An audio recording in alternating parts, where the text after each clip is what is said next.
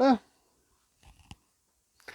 salut ma gang de Marquette Nomade. Là, c'est un petit peu triste. On fait une bonne série de vidéos euh, en rapport à qu'est-ce qu'on était supposé d'amener avec nous autres. Parce que, comme vous avez probablement vu, ma femme elle s'est cassée la cheville. Ce qui met un terme à notre aventure pour un an à date. Fait que je vais quand même faire des vidéos pour expliquer c'est quoi les instruments ou éléments qu'on amenait avec nous autres. Peut-être pour vous donner une idée, là, si jamais vous décidez de partir pour un bout, en tout cas, moi, c'est ce que personnellement j'avais pensé amener. Là, dans ce segment-là, ben, ça va être qu'est-ce qu'on amenait pour la chasse, pour se nourrir, tout ça. Bien sûr, j'ai mon cours de chasse à l'arbalète, j'ai mon cours de chasse au dindon sauvage, puis j'étais présentement en processus de faire le trapage. Puis je vais continuer pareil, le trapage, parce que c'est pas perdu, là. Quand tu suis ces cours-là, c'est ta vie. Fait que c'est ça. Fait que, grosso modo, qu'est-ce qu'on apportait, nous autres? Ben, j'avais choisi l'arbalète. Euh, Parce que ça n'a pas besoin de permis d'arme à feu puis tout ça. Puis c'est assez léger puis tout ça. Elle, le pourquoi je l'ai choisi, c'est sûr, c'est pas une grosse arbalète. Là. C'est pas les arbalètes que vous voyez dans les magasins là, à 1200$ puis des Excalibur puis des affaires de même. C'est une petite arbalète bien basique. Le pourquoi je l'ai choisi, elle, c'est parce qu'elle est bien facile à plier. Il y a une botte site qu'on fait rien qu'enlever. Puis on est même capable de mettre le câble à deux. Tu sais, ma femme elle me donne un coup de main. Là, je douce les deux côtés avec mes bras. Puis elle est capable de démancher la corde. Fait qu'on va la redémancher tantôt pour la replier. Parce que c'est ça, elle se replie. Fait qu'elle est bien facile à transporter. Là, pour le temps de la chasse, puis tout ça, j'avais quand même acheté des tuiles. Parce que les tuiles, c'est obligatoire si tu veux transporter ton arbalète dans ton véhicule. Je m'étais dit peut-être que j'aurais eu le temps d'aller à la chasse un petit peu.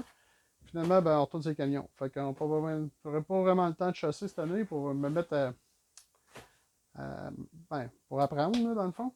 Ce que j'ai acheté là-dedans, ce que j'ai en accessoire dedans, c'est que j'avais acheté 24 flèches. Parce que, tu sais, je veux pas, je pars pour un an, puis s'il y en a qui brisent, ben, puis je les retrouve pas ou whatever, j'avais du stock un peu en spare. J'avais acheté deux types de pointes deux types de pointes pour les petits gibiers. Des ceux là, que sont faits avec comme des pattes à spring, puis ceux qui assomment le petit gibier. J'avais acheté aussi des pointes de chasse à gros gibier, qui sont des lames de rasoir.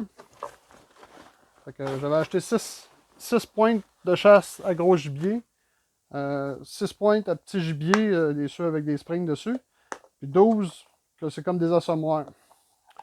Fait que là, ben, c'est sûr que je ne pencherai pas trop, là. Mais les pointes de chasse là, en lame de rasoir. Fait que ça, j'en avais 6. Euh, Ça, c'était pour chasser à l'arc, ben, à l'arbalète.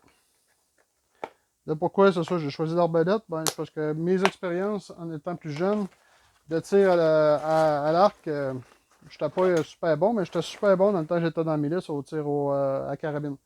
Bien sûr, ben, j'avais été commandé un carquois que je n'ai pas installé encore, puis là, ça ne me donne rien, puis je la replie, puis on va la serrer en attendant. On avait acheté, bien sûr, du filet à collet en cope pour le lièvre, des petits gibiers. On avait été avec un peu plus gros, on avait acheté des gros collets pour loup, coyote. Ben, tu sais, dans le fond, ça prend pas bien de place, puis on aurait été mieux de les avoir que de pas les avoir, dans le fond. Hein. Puis c'était pas extrêmement dispendieux non plus. Puis j'avais acheté aussi des Connie Bear, là, des pièges à spring pour pogner du remusqué ou. Je sais pas. En tout cas. Hein? Ben, écureuil, marthe. Genre ça. Dans le fond, j'avais acheté 4 de 110. C'est des plus petits, dans le fond. Puis un 220.